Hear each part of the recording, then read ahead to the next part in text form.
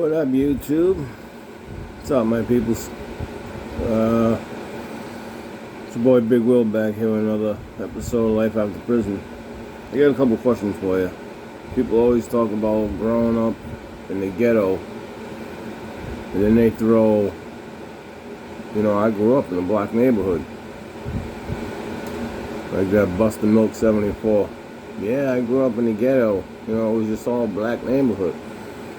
Why does it have to be a black neighborhood? You know what I'm saying? Like, all you people that know me from my area know I grew up in Sunset Hill. It's Project. You know what I'm saying? Project. My whole life. Grew up, born and raised. Left that project for a time.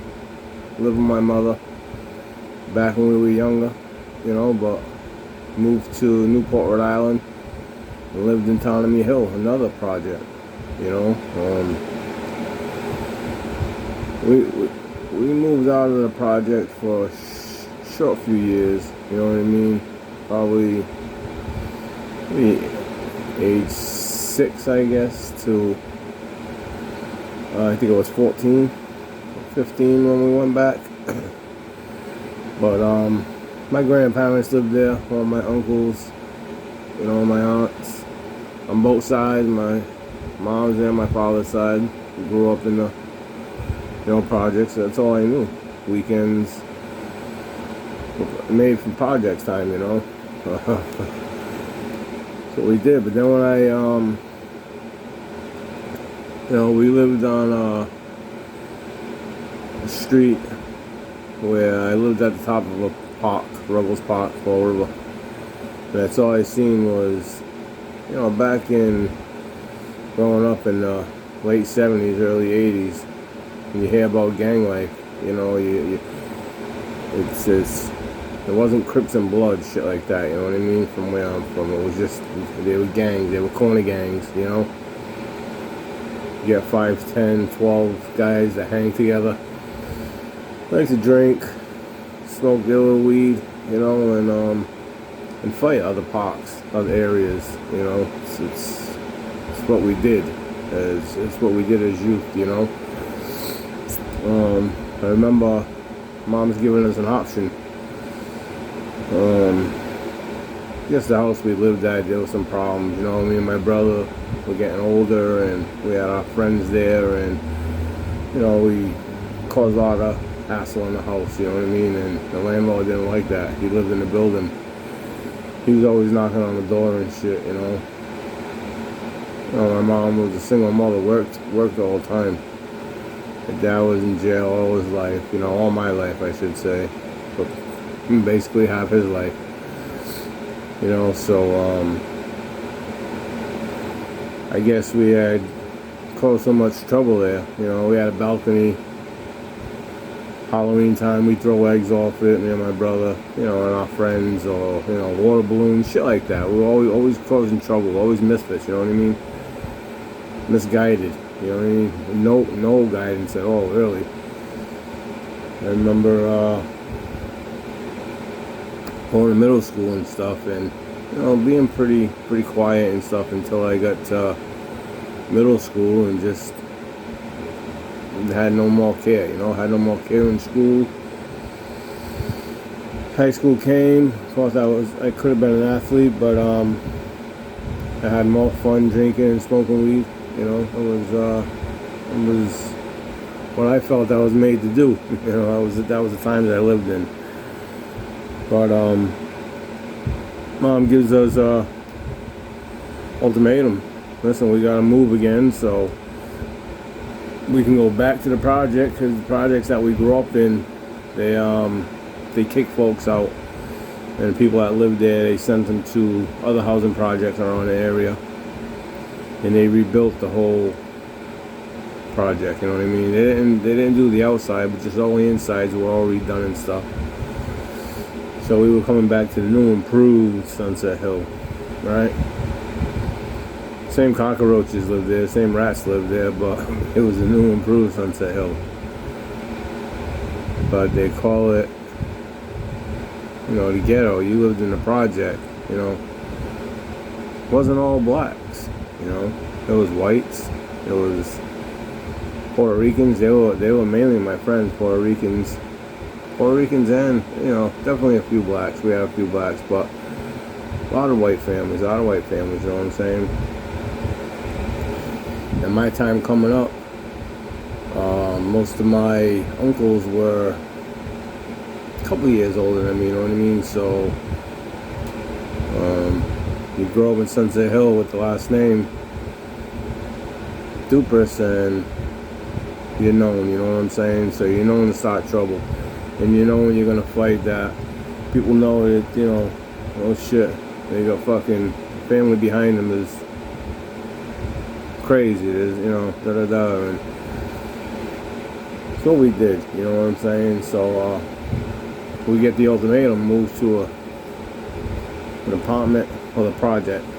And me and my brother, gung-ho, fuck this, let's go back to the projects. That's where we grew up. It's what we know, it's the hood. It's what we know. That's where all the families and friends are from, We go back to the projects. Like I said, start middle school. But at that time I was getting out of high school. I wasn't getting out of high school. I was in high school, but I wasn't going anymore. Last house I lived at, I was a freshman, just starting high school, and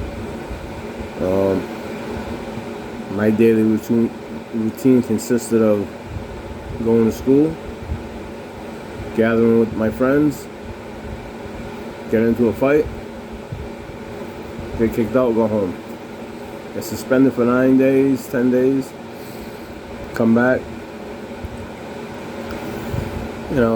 mosey around the school, get hauled in by school security for smoking weed, shit like that, trouble, But nothing but fights, in the high school football team or basketball team would play. I was one of the kids that would be fighting with the opposition's fans, so to speak, But yeah, I grew up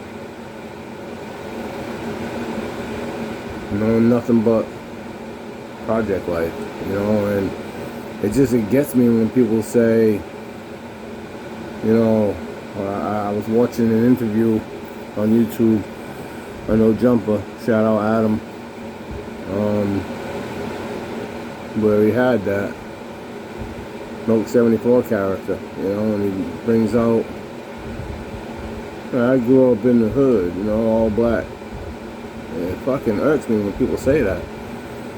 And people give this, people have white privilege, you know what I'm saying? And you grew up the same fucking way you did, you know what I'm saying? And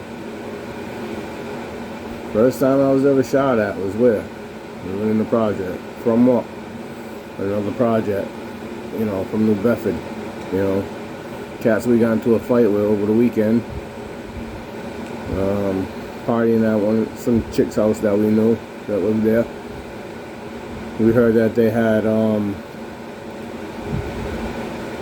some people from all the projects there, and we didn't go for that where we lived, so we caused hell. We broke windows on the house and started a whole bunch of shit, and broke the party up. Cops are called. We were all rounded up and information taken, but these girls that threw the party, they knew who we were. Of course, we lived in their project, and these cats they were fucking with, they gave numbers and names and shit, and they come down shooting at us, we were young, we were kids. When my father, the times where he was out of jail, he was like a bouncer and shit like that, you know what I mean? So we were young kids getting into bars early age, you know what I'm saying? 17, 18 years old. Drinking, having a good time, and my friends, even kids that didn't live in the projects, and they hung with us, you know what I'm saying? Because it's not where you come from, You know what I mean? It's who you are, the type of person you are. You know what I mean? And we had good friends. You know what I'm saying? And they hung in the projects, and they were just one of us. You know what I'm saying? It's because they didn't live there. They grew up in the projects with us. You know what I mean? It's just one of them things, you think about when people always talk about hood life, and they got to put a color behind it. You know, like, nobody goes through trials and tribulations but black people. You know what I'm saying? But then again, what people will say, well, just because your mother is Italian and Irish, your father is French and black. You know, so, because I got that little bit of black in me, that must be why I'm from the projects, right? But no, because my mother had to meet my father in the projects, right? Growing up in an Italian family, you know, Irish father. I've seen all that shit, all that, you know.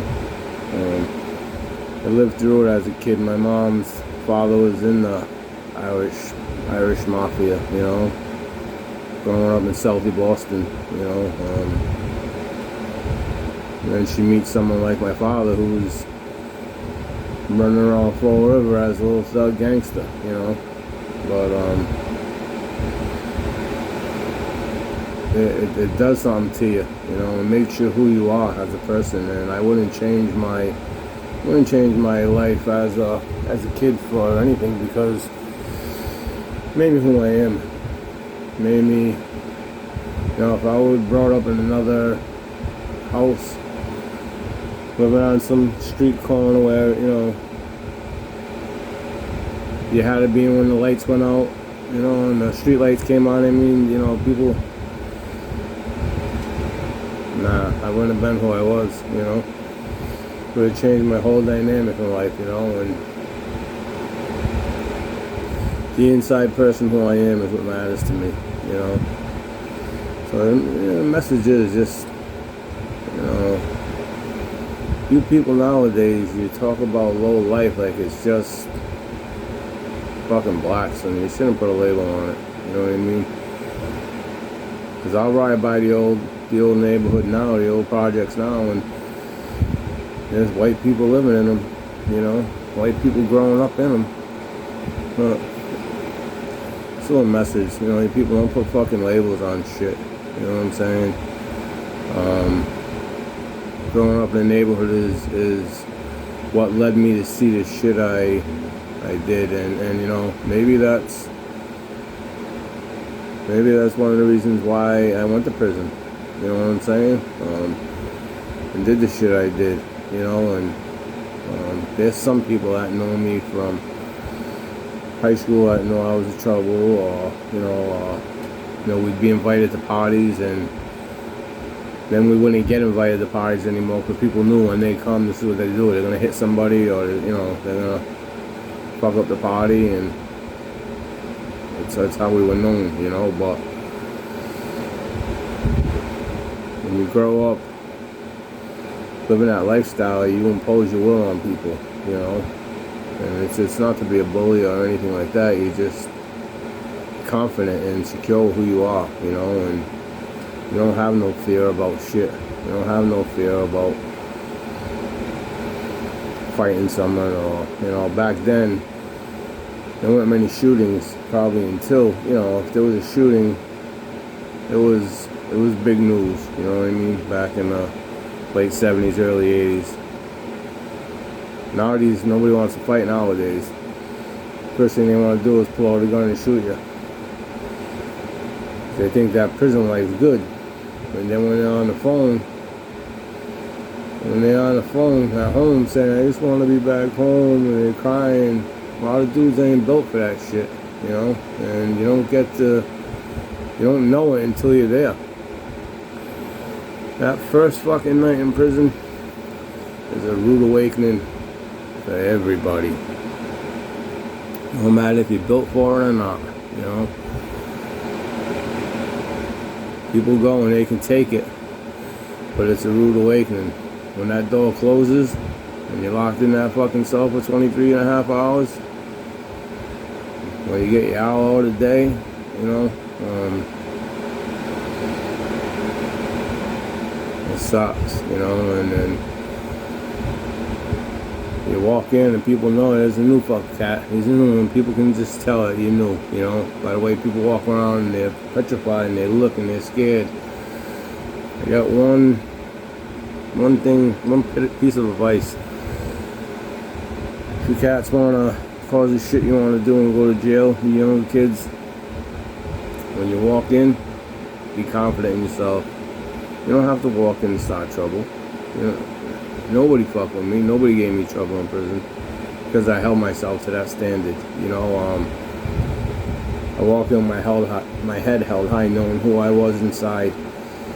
So if I had a problem, and there was many situations where I had, you know, in jail, but it was situations that I commandeered, knowing that who I was. You know what I'm saying? You know, there was a couple of people I fought in jail that wanted to bring it to me. You know, for that simple reason, they think the skin color is white. You know what I mean? But like I said, I'm street bred. You know what I'm saying? So if my brother Joey was here, got arrested, so he passed away. He could answer to that life. My brother Danny would sit down and answer to that life. I like to do an interview with him for his many years in prison. You know, things we did: rob stores, rob banks. Them are all things that we're all accounted for, you know, so I'm gonna pass, you know. Statute of limitations passed on a lot of them, things that we didn't get caught for, but it's just a little message, man. No matter where you're from or who you are, color don't make an area, you know. The city makes an area. The households you grow up in, single parents, mothers struggling. A lot of kids know what it's like, you know. But these guys want to go to jail nowadays, like I said. Walk in, hold yourself accountable for the shit you're doing. Don't walk in, don't go to jail, don't piss and moan. Don't cry about the conditions and cry about the food. You know, nah, I didn't like the fucking food every day I ate, but you know what? I put myself there. I put myself there. So I held myself accountable for the shit that I had to eat. That's the conditions I made, you know. Times when I went to the hole, it was for shits that I did in jail when I was in jail, but still breaking the rules, you know. So sitting in the hole, I didn't piss and moan. Oh, you want to lock me up, or you want to give me a DR and shit like that? No. Them are things that I made happen. Hold yourself accountable. Be a fucking man or even a woman, you know. But hold yourself accountable for shit you do, and you'll feel better about yourself. You know, because even when you're being punished for the shit you did, you know you deserve it, you know. Now, the one time that I did piss and moan, sitting behind bars, is when I was arrested for something I didn't do, you know. At that time, I was just for, you know, fighting back or acting out, you know.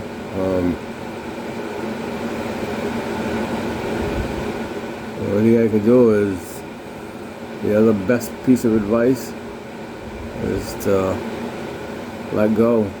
Give your will over to God when you're in prison.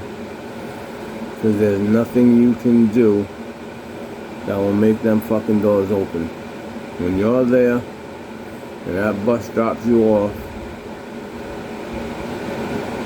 there's nothing you can do. Fighting with the guards, acting up, flooding your cell. There are guys that rub shit on themselves in their cell. Shit like that.